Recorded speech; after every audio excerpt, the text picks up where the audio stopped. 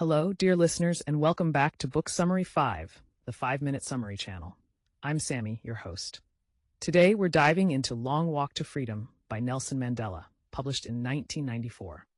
This powerful autobiography chronicles the life of one of the most influential figures in modern history, detailing his journey from childhood to becoming the first Black president of South Africa. Let's dive into the key events and storylines so you'll feel like you've read it cover to cover. Nelson Mandela was born in 1918 in the small village of Mvezo in the Eastern Cape of South Africa. His early life was steeped in the traditions and culture of the Xhosa people. Mandela's father, a local chief and counselor to the Thembu royal family, instilled in him the importance of leadership and justice. After his father's death, Mandela was taken under the wing of Chief Jongan Taba Dalindyebo, the acting regent of the Thembu people, which provided him with a broader perspective on governance and responsibility. Mandela's education began at local missionary schools, where he first encountered the oppressive structures of apartheid. His political awareness grew during his time at the University of Fort Hare, a premier institution for Black Africans. Here, Mandela became involved in student activism, which led to his expulsion for participating in a protest. He continued his studies through correspondence while working in Johannesburg. In Johannesburg, Mandela worked as a law clerk and completed his law degree. It was here that he joined the African National Congress and became deeply involved in the struggle against apartheid. Influenced by leaders like Walter Sisulu and Anton Lembede, Mandela embraced the ANC's philosophy of nonviolent resistance. However, the Sharpeville massacre of 1960, where police killed 69 unarmed protesters, marked a turning point in Mandela's activism.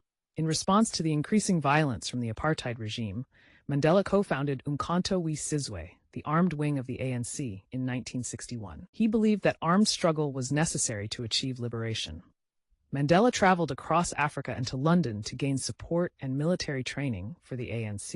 In 1962, he was arrested and convicted of inciting workers' strikes and leaving the country illegally.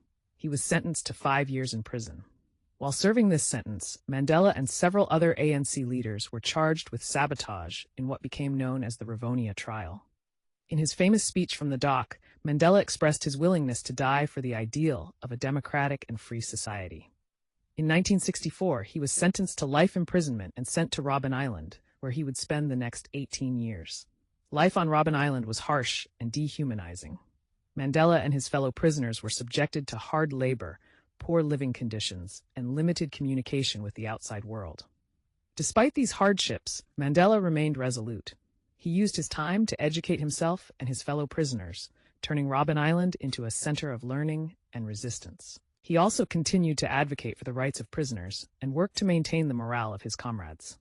In 1982, Mandela was transferred to Pollsmoor Prison and later to Victor Verster Prison.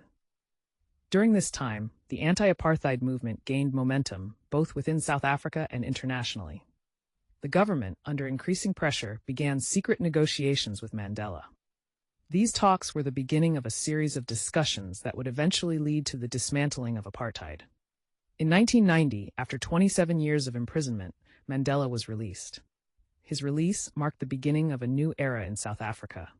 Mandela played a crucial role in the negotiations that led to the first multiracial elections in 1994. His commitment to reconciliation and his ability to bridge the divide between the oppressed and their oppressors were instrumental in preventing a civil war. Mandela's leadership and vision culminated in his election as South Africa's first Black president in 1994. His presidency focused on reconciliation, nation-building, and addressing the deep socioeconomic disparities caused by decades of apartheid. Mandela established the Truth and Reconciliation Commission, led by Archbishop Desmond Tutu, to address past human rights abuses and promote healing. Throughout his life, Mandela faced numerous personal and political challenges. His dedication to the struggle for freedom often came at the expense of his personal life, including his relationships with his family. However, his unwavering commitment to justice, equality, and human dignity remained his guiding principles.